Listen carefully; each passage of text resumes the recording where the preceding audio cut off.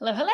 Happy Friday. Jamie Trull here, your favorite CPA, financial literacy coach, and profit strategist. I've got a lot of titles. So today is your stimulus update and Q&A, which I do on most Fridays at 1:30 Central Time. So I'm going to be taking some of your questions toward the end. I will give you an update of where things stand right now. Currently, I am live on my YouTube channel, Jamie Trull. If you're watching me over there, please subscribe. And also in my Facebook group, Financial Literacy for Women Business Owners. If you're not over there, come on over and join us. We're having lots and lots of conversations. We're over 30,000 strong. It is a fantastic community. So hello, tell me when you're here. Let me know you're here. Let me know you can hear me. Let me move my mic up to make sure that, I feel like I've got some weird, there we go. There we go. Hopefully that'll work. All right. Okay, guys. So today, let's see what's going on today. Let me know. I'm not seeing any of your comments come through yet. Okay, they're starting. All right. There's always a little bit of a delay and it makes me worry that I'm not actually live. Okay. So let's talk about some new things, some things that people are talking about right now. A couple things. I have an important reminder for you guys. Even though taxes, personal taxes are not due until May 17th, right? For the IRS. Number one, your state taxes could still be due April 15th. And number two, your estimated taxes for Q1 are due on April 15th, okay? So those have not moved. Estimated taxes are still due. I have it on my calendar. I need to go make my estimated tax payments. So that is important that that part has not moved. Last year when they moved the tax deadlines, they did move estimated taxes. This time they have not. It's just the IRS return. So you can Google and see if your state return has changed at all. Hopefully not, because that's kind of a frustration to do your state before your federal. But I just want to make sure that people are aware of that. Okay. I do know that more people, or some people are asking about their stimulus check. We should see more and more coming out. I know that they have some more planned for next week, but remember, if you don't get your stimulus check, right, for this one, it is a 2021 tax credit, okay? So if you don't get this third stimulus check, the $1,400 stimulus check, you can get it as a 2021 tax credit. Now, you may not have to wait that long, however, as long as you file your personal return, if you are under the income limits for qualifying, right, which came down a little bit, or the bottom level is the same, but they phase out quicker this time. But if you are under the income limits in 2020, you want to make sure to get your 2020 tax return in by, what would that be, August 15th now. Because it's 3 months after the filing date. Since the filing date was moved to May, then we're talking about August. So August 15th, that is when you want to get your return in. If you haven't gotten your this stimulus payment, that's the additional payment determination date. So they will use your 2020 return and potentially give another round, not if you've already gotten it, but to those who haven't gotten it, you can try again then. Otherwise, you're gonna have to wait till 2021. And if by chance you don't qualify in 2021 because your income went back up, right? Maybe it's above the limits in 2021, then you wouldn't get it at all. So that's just important to know, some timing things around your stimulus check. I'm just telling most people, even if you file a tax extension, right, which technically gives you till October 15th, if you haven't gotten your stimulus, I recommend filing your 2020 tax return before August 15th, even if you file an extension. Okay. And remember, extensions only extend your time to file, not your time to pay. You still have to pay. Otherwise, you could owe interest and penalties. So that's just important. Sometimes people don't understand that that's how it works. So go make your estimated tax payments before the 15th of April next week. Okay, what else? EIDL, who wants to talk about EIDL? Let me know if any of you guys got the EIDL. I don't think I'm getting all the comments right now.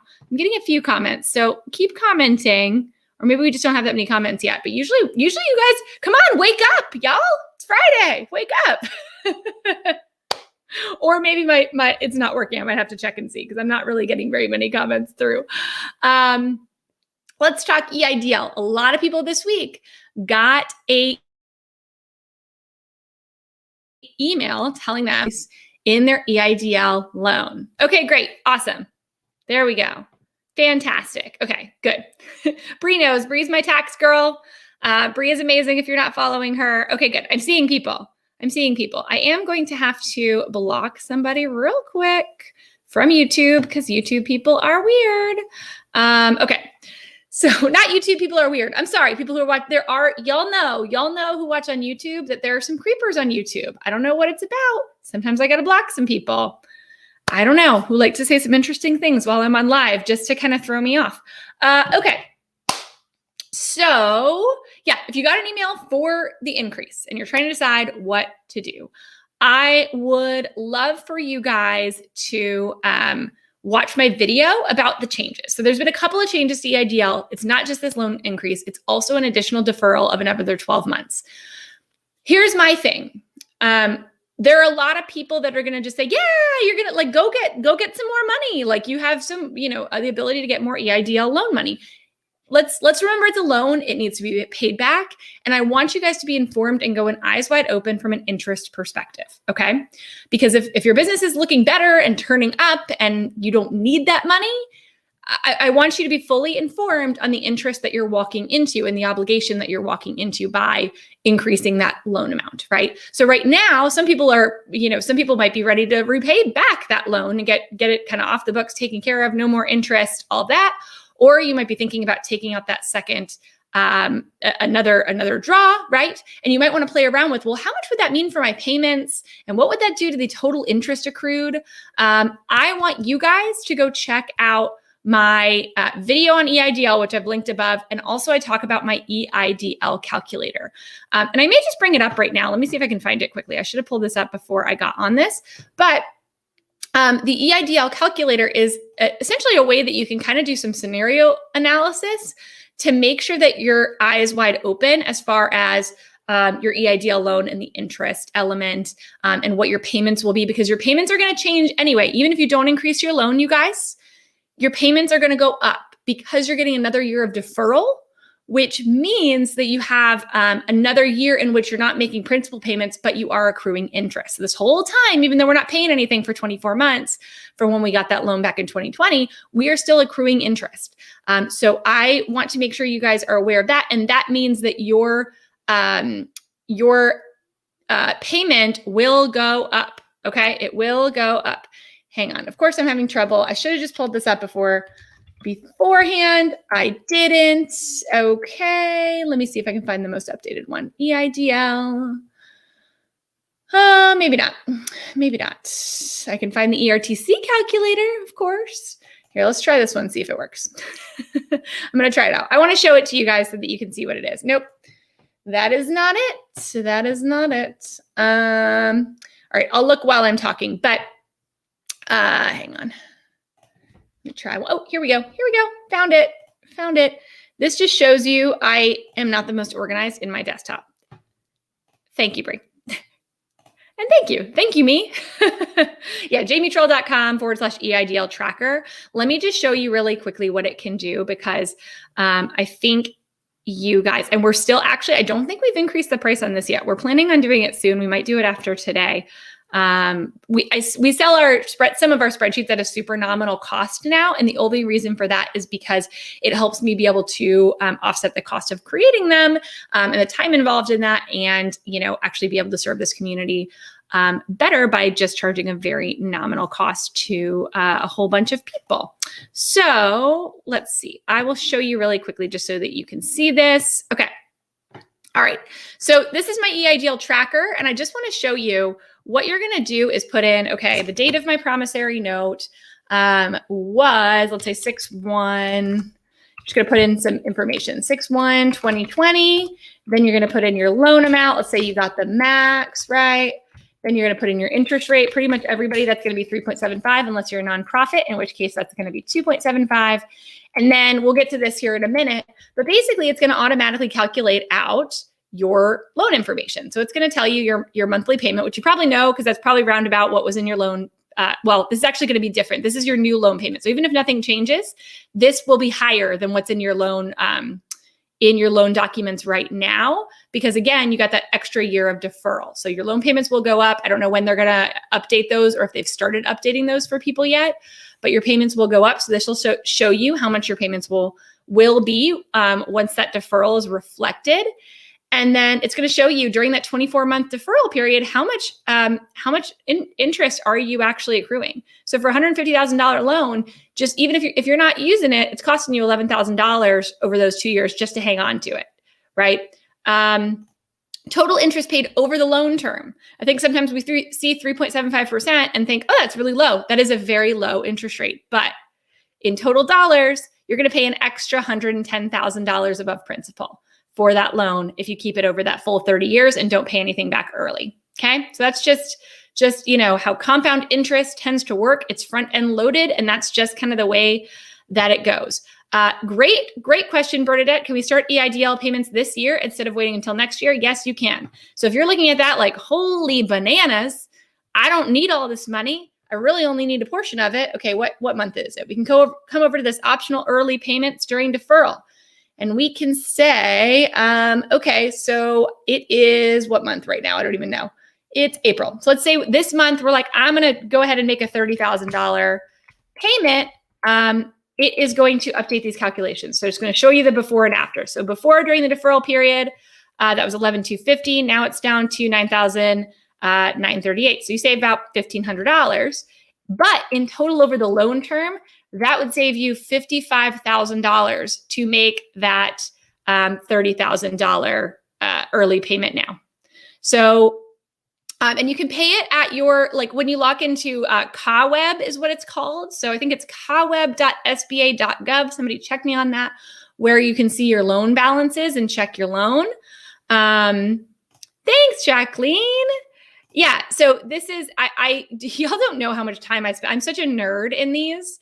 I will spend a lot of time going into scenario analysis, but all of these are estimates, but they're pretty close. They're pretty close to what you'll actually see. Don't rely on this as your only, but this is a good way to kind of decide how you want to pay it back. Also, let's say you said, okay, I'm going to pay an early $30,000, and I'm also going to do some extra loan payments. I'm going to put an extra $100 once that deferral ends and I start making payments. Every month, I'm going to pay an extra $100 above and beyond that $776 that's due, right? Now you're going to see what that does. So now you're making $876 payments, and you will be able to save even more, right? Your loan payments are going to go down even farther, and you're going to pay it off in 19 years instead of 30, right? So you can play around with this and see like, okay, how can I pay this off in 10 years, right? What if I paid what if, next year, next December, I paid another 30,000? Am I doing enough? Can't count decimal points. And maybe I'm going to pay $200 a month extra. You can just kind of play around with it to see what that's going to do to your loan. And this is how I mean, like, go in eyes wide open. Go in eyes wide open. I'm not fully anti-debt. Don't ever take debt. There are emergency reasons for debt that can make sense. But know what you're getting into and know how interest works, and make sure that it makes sense for you in your business and where you're at, right? Because we do have to pay this back. There's no indication that the EIDL loans are going to be forgiven at any point. I would get that out of your head, because I do not find that to be a likely scenario at this point in time. Let's see. And yes, this is a good point. So if you currently have under 25,000 and you get more, this is adding to your original loan. Okay. It's second draw of the same loan, which means if you had 20,000 before and you add another 20,000, now you have those personal, or you have the collateral guarantees. So anything over 25,000 requires collateral guarantees. So if you have collateral, if you have assets in your business, now they have claim to those. If you go over, I believe it's 200,000, that's when personal guarantees come in. So if you get loans over $200,000, EIDL loans, you have to personally guarantee it. That means that's your home, that's your assets, the things you own personally that could potentially be at risk if you don't pay this off. Think about it. I think we're in this age of like, give me all the help that I can get, but we need to think long-term about how this impacts us in the future. This is not a definitely don't do it. Everybody's business is different, but if you don't need it, you don't necessarily want to do it. Oh, you were so sweet, Jacqueline. We'll be opening up again in a couple of months for FFF. Okay. Let's see. So really quick, I also want to show you if you're thinking about getting a second draw. So let's go down to 0 on all of these just so we don't get confusing. But if you're thinking about getting a second draw and you get it, let's say it comes through, you apply, it comes through in May. So maybe another, maybe we get another 100,000 on this loan, right? You will be able to recalculate if you come down here to the second box, loan summary, original plus extra draw. This is going to show you roundabout what your new payments will be, your total new interest on your loan, your total that you'll pay over time. Still a 30-year loan, okay? So it's not going to change the term of your loan, but you can play around with that and see what that makes sense. So again, you can go eyes wide open, into what this means from an interest perspective and a debt perspective. All right, so I just wanted to show you guys that. It's available above. You can go to jamietrull.com/EIDL calculator, or I have a couple different calculators you can buy actually. So you can go to jamietrull.com/stimulus resources, which is also linked above. It's got this calculator, it's got an employee retention tax credit calculator, and it's got a COVID sick leave tax credit calculator for self-employed people, all of which I think are critical if they apply to you. You can read the description and see if you think that they apply to you. And all of them will come with a video that will help you understand how to use them. You're so awesome, Autumn. Thank you.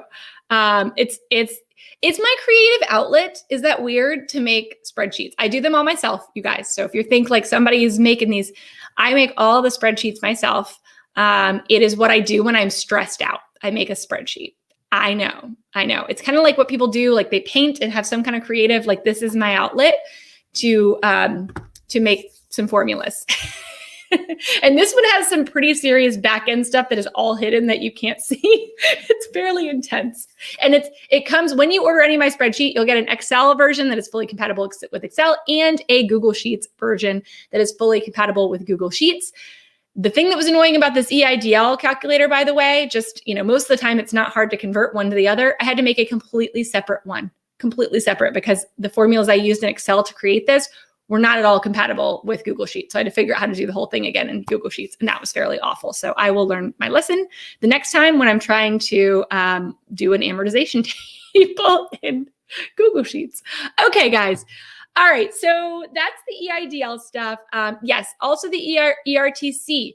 I am also doing, so you can see my ERTC calculator. That's been the most popular one. That one can get you a $33,000 per employee, up to, important to say, up to $33,000 per employee of an employee retention tax credit. So if you're an employer, this is not for self-employed, but if you're an employer, you need to know about, I cannot stress enough, even if you got PPP, you can get a good chunk of change potentially through the employee retention tax credit. I need you guys to all be aware of it. If you're not aware of it, I'm doing a webinar next week for the NFIB. So I don't think I posted the details to that. I need to grab the details, but you can go to the NFIB's website, and they have asked me to do a webinar all around the employee retention tax credit. So I would grab my spreadsheet today, start playing around with it, and then come and join us next week on Wednesday. So next Wednesday, I'm not going to be doing my normal live because I'm going to be doing that round about the same time as well. Yep, it is. That is 100% me. I love puzzles. And so that's how it feels. That's what gets my brain moving. Okay, what else do you guys want to know about? I'll go back down through your questions as well. Like I said at the beginning, for anybody who wasn't here, remember, estimated tax payments are due on April 15th. That deadline has not moved. Make sure you make your estimated tax payments. Oh, this is great. Yay, Bree. I'm so glad. 35,000. I mean, heck, that's my most expensive calculator, you guys, and it's $27. So I think that was probably a pretty good investment. So here's the thing. So if you're 50, like if it's 50-50 exactly, probably yes. If you're over 50, this is a lot of, so different CPAs. I have watched other tutorials and webinars and read articles and read the guidance and reread the guidance and reread the guidance. It is not overly clear. The IRS guidance is written in such a way that it's like they tried to be as obscure as possible with the words that they used. So we know you can't use ERC to pay people like kids or even your adult kids or your parents or your grandparents, even if they are legitimately working in your business, right? There's a little bit of gray area around owners who own more than 50% and their spouses. My personal take is, by reading the guidance and overreading it, I take a conservative spot that I don't think it was intended for that. I don't think that it was intended to retain yourself, right? It doesn't really make as much sense to retain yourself. We have PPP for that. But this is the employee retention tax credit, and they're going to scope out all of these other related parties. I think they also meant to scope out the owner and the spouse. Some CPAs, though, may take a different line. So I'm going to be conservative. I also am talking to 34,000 people. So it's important to me that I take a conservative route with what I tell you guys. But if your CPA says you can do it, you work with them. Okay. Oh, yay. Here's the registration. That is the longest link of all time. I need to make a short link for that. But yes. Yes. Yeah, I love the ROI calculation. Okay, let me look back through. I'm going to take some of your questions now. Let me know what you got. I got about 9 minutes left. I'm going to try to stay on time today. Y'all who've been around a while know that's very unlikely. Okay, let's see. Lisa says, regarding my PPP first and second, I'm just finishing up my first draw. Let's say I received the funding on April 16. I'm looking at second draw. Bank lady tells me money is running out. Apply now for second draw. 11 weeks from April 16th is July. Given the May 31st deadline and money running out, am I out of luck? So if you're just now getting your first draw, I mean, it's interesting to me that your bank person is telling you that. I did a whole, I'm not going to go into all of the details, right? I talked last Friday. So go find on YouTube my live from last Friday, or find it as a replay in the group. It should be marked as an announcement. I talked about this towards the front of that live, and the calculation specifically for self-employed people around getting PPP1 and PPP2. Okay. My interpretation of this, and banks have told people all kinds of things. So don't just, I want to tell people, your banks are not going to be the ones, if the rules get violated and the SBA comes after you and said you shouldn't gotten a second loan, and et cetera, saying your bank lets you do it is not necessarily going to be, a lot of banks are letting people get fraudulent loans, right? So it's not going to be as much defense as you might hope. My approach to this whole thing is, when I read the guidance, it says you have to use the funds fully before you get your second round of funds, right? Before it gets deposited, and use it the way you're supposed to use it. A self-employed person, really anybody, you can't really use it in less than 8 weeks. Your minimum covered period is 8 weeks. I do not believe that they intend for covered periods to overlap. And for a self-employed person who's going to use the whole thing to pay themselves, possibly, instead of using it for other operating expenses, right? If you use the whole thing to pay yourself, then that's a minimum of 11 weeks of a covered period. So if you got it now, if you don't even have yours now, especially because money is running out, I mean, even if you applied now, and I don't mean to freak anybody out, but if you haven't gotten your PPP, your first PPP, go apply. You guys, do not wait. We are coming down to the wire. I'm actually going to look right now while you're on and see if I can find the updated amount that we have available, because it is getting low. I don't think it's going to stay till May 31st.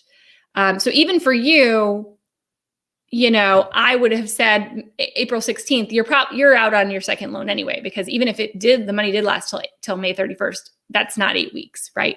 So I would say that, that is my interpretation of the guidance as a CPA and someone who has been well-versed in these programs and paying a lot of attention. And I caution people who are, banks specifically. Yeah, I mean, all kinds of things, yeah, this is what sucks about it. This is what really sucks about it, is that there is some open for interpretation, but I don't want, it's cost benefit analysis in all that we do, in even a lot of the things that we take as write-offs, right? As tax deductions. we need to understand, how comfortable are you with risk? How comfortable are you with getting audited? How comfortable are you with paying fees and fines for getting audited, for something that they, in an audit, they decide you shouldn't have done, right? Some of us, that fear would not allow us to sleep at night.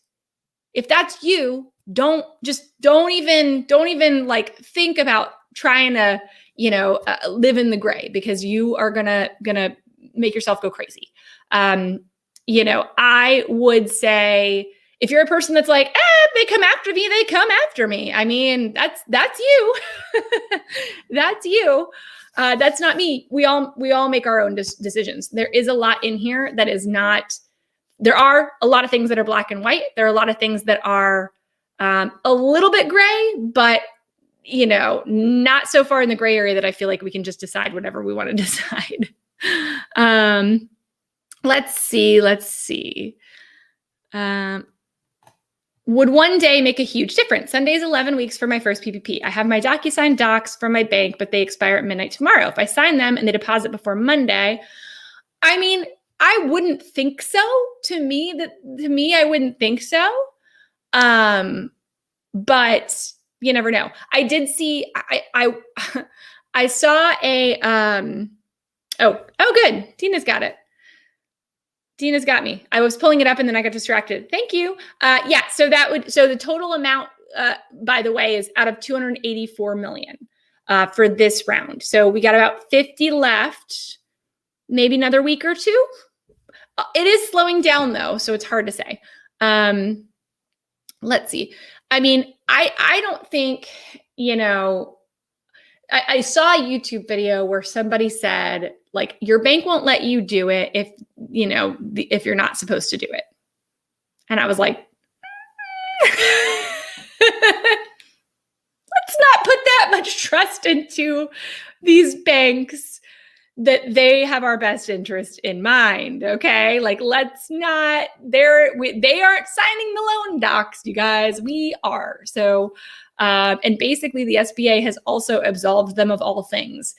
In order to get banks to loan under this, the rules that came out from the SBA basically said, you have no due diligence, banks, right? Like, very little due diligence that they have to do on their part. And therefore they're not going to be able to be held liable for much. It all gets pushed to the end user. Same thing with the calculations. If the bank took a wrong calculation, you can't say, well, the bank took that calculation. It comes back to the user.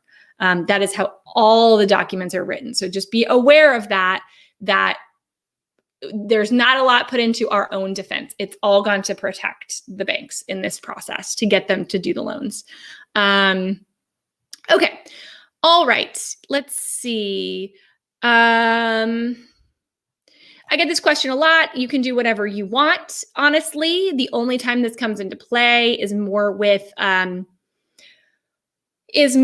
unemployment. But again, how you pay yourself doesn't really matter either way. If you put a covered period of 11, if you're saying you're using the whole thing to pay yourself, that means your covered period that you're going to select is roughly 11 weeks, 10.83, whatever, 11 weeks. You pick as your covered period.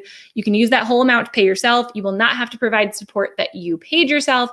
Do recommend maintaining it just in case, but it's not like it has to be divided. It's your covered period is 11 weeks, regardless of if you transfer all at once or if you pay it out over time. Let's see. I'm looking through to see what else we have in here. Yay, Karen, that's awesome. Second is deposited. Still nothing retroactive on the loans for self-employed, unfortunately, to be able to go by gross income. That's a whole tirade I could go on about that, but I think because of where they are with funding, I see that is pretty unlikely at this point, even though it's incredibly unfair. We have found throughout this whole thing, you guys have seen it too, right? It hasn't been fair. Straight up, it hasn't been fair.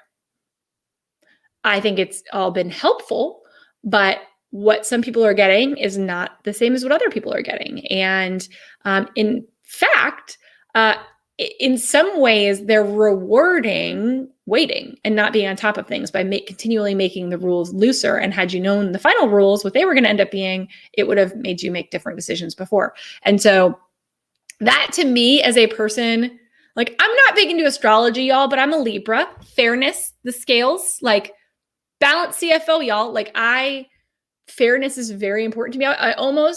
One of the things that I was going to do, I went through many profession ideas, but one of the things I wanted to do before I became an accountant was to be a judge. And fairness is really important, and justice and all of that. And this has been really hard to watch and see just the unfairness. Not even just, I mean, it's been unfairness all over the place with different types of business and who gets access to capital and just, who gets the information to make the decisions and who's getting helped. And in the very beginning, when it was all these big companies going through and the little guys couldn't get anything. And it just hasn't been fair. And I appreciate the frustration that has caused. Hopefully, whatever you have been able to get has been helpful to you, right? But it does suck when somebody else, when you could have had a much more game-changing amount of money. I've gotten emails from people that were like, I took a $2,000 PPP loan. I could have gotten a $20,000 one under the new rules, and now I can't do anything. And it breaks my heart. It breaks my heart. Yeah. Y'all know Fridays are my day to just tell you all the things. Yes. Staci knew this. It's Soapbox Friday. That's what we're going to call it. Soapbox Friday. And that was my soapbox of the day is it's all unfair, but hopefully you guys are getting help. The census map, it makes no dang sense for the targeted EIDL advances. That's another thing. Those are going out. Has anybody gotten their targeted EIDL advance? Let me know. I'm curious if anybody has gotten that yet who has applied for it. A lot of those emails have gone out. They've gone out to everybody, not just people in those targeted areas. So no guarantee like you're going to get it if you apply, but let's see. I haven't heard much about it, so I will take a look at that for next time too to see what's going on with the extra 5K because it was supposed to be now up to 15K. So I don't know. I mean, the amount of time it's taking them to kind of cycle through and like we're just now implementing that targeted EIDL advance idea that passed in December, right? And so then in March we get another 5K, but like who knows when that's going to be when that's gonna come in. Okay, let's see. Okay, guys, you guys are awesome. I'm going to head out. I'm going to get some coffee on this Friday. It's a pretty Friday. I hope everybody has a fabulous weekend. I think as of right now, I'll let you know if anything changes, but I think that I will not be here next Friday. Next week, the only time I'm going to be live is going to be at that ERTC webinar for the NFIB. Which we did drop the link to. So make sure that you sign up for that. That's next Wednesday. If you have employees, that'll be a really good thing to do. They've got thousands of people already signed up for it, which is crazy. So I think I'm going to be gone next Friday. If something happens major next week, then I will be back.